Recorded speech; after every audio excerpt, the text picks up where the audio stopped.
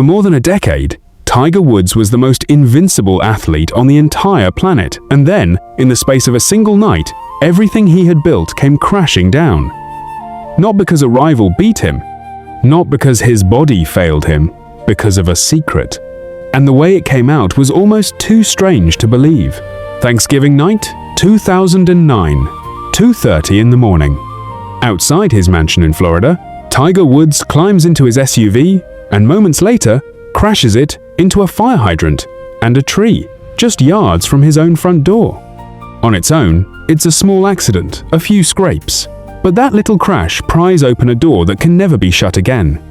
Within days, the most carefully protected image in the history of sports, the clean-cut, machine-like champion, is being torn apart in front of the whole world. And the fall has only just started, because the real story of Tiger Woods isn't how he rose. It's how he fell from the absolute top, not once, but twice, and somehow kept getting back up from things that should have ended him for good. To understand how, you have to go back to the very beginning, to a father, and a plan that started before Tiger could even walk. Tiger Woods was, in a very real sense, engineered to be the greatest. His father, Earl Woods, a former military man, was convinced from the moment his son was a toddler that this boy would change the sport of golf forever, and he built his whole life around it. Tiger was swinging a club before most kids can talk. He appeared on national television, hitting balls. As a 2-year-old, every day was practice, discipline, focus, a childhood shaped entirely around a single goal. Keep Earl in mind, the father who built the machine. Because everything Tiger became, the unshakable focus and the impossible standards, came from that man. And so did a pressure most of us can't even imagine, to never, ever be ordinary. From the outside, it looked like destiny. From the inside, it was a childhood with almost no room for anything but golf. No space to just be a normal kid, to make mistakes, to figure out who he was apart from the game. That quiet gap between the flawless champion the world saw and the private man underneath would sit at the very center of his life for decades, until, one night, it tore wide open. If you like the stories behind the legends, take a second to subscribe and let's keep going. Because the plan worked beyond anyone's wildest dreams. In 1997, a 21-year-old Tiger Woods won his first Masters by a record margin, and the image that defined the moment was him falling into the arms of his father Earl in a long, emotional hug. From there, he didn't just win, he dominated like no one before him.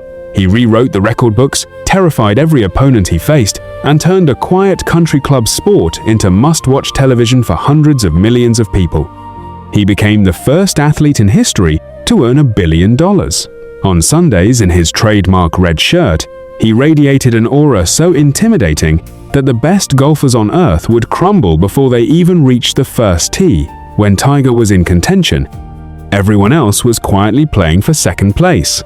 He was flawless, untouchable, and seemingly perfect, which is exactly why what happened next hit so hard. Because that 2009 crash unlocked a secret double life. In the days and weeks that followed, report after report revealed a long string of extramarital affairs. The perfect husband, the perfect champion, the perfect brand, all of it was a carefully guarded illusion. Tiger publicly admitted to his transgressions and stepped away from golf entirely. His marriage to Ellen Nordegren ended in divorce. The sponsors who had built empires around his flawless image dropped him, almost overnight. The most admired athlete in the world had become, in a matter of months, the punchline of every joke on the planet. Think about the sheer scale of that fall. In the span of a single winter, the most bankable, most admired sportsman alive turned into a global cautionary tale. His face on every front page for all the wrong reasons.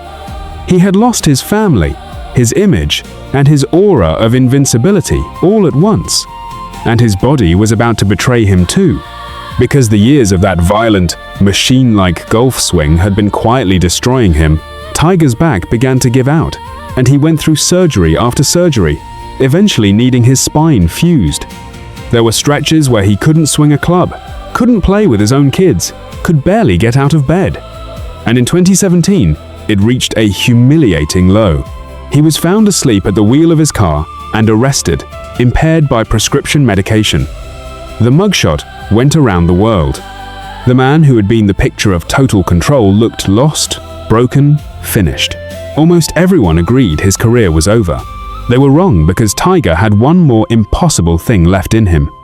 In April 2019, more than 10 years after his last major championship, after the scandal, the divorce, the surgeries, the arrest, Tiger Woods walked onto the course at the Masters, the biggest stage in golf, and won. It's widely called the greatest comeback in the history of sports, and the moment that captured it wasn't the final putt. It was what happened just after. Tiger, off the green, wrapping his own young son in an enormous hug in almost the exact same spot where, 22 years earlier, he had hugged his father, Earl. The machine his dad built had come full circle. Earl had passed away years before, in 2006, but there was Tiger, now the father, holding his boy where his own dad had once held him. For a moment, it looked like the perfect ending. But life wasn't done testing him, because in February 2021, it almost all ended for real. Driving alone in the hills outside Los Angeles, Tiger lost control of his SUV, which rolled over violently. The injuries were catastrophic, open fractures shattering the bones of his right leg, so severe that doctors reportedly considered whether they could even save it. His leg had to be rebuilt with a rod, screws, and pins. Once again, the world assumed his career, maybe his ability to walk normally, was gone. And once again, this man who had already climbed out of the deepest holes imaginable started the long, painful process of coming back, one step at a time, on a leg that had nearly been amputated. Doctors will tell you an injury like that can end the walking career of an ordinary person, someone who just wants to be able to move without pain again.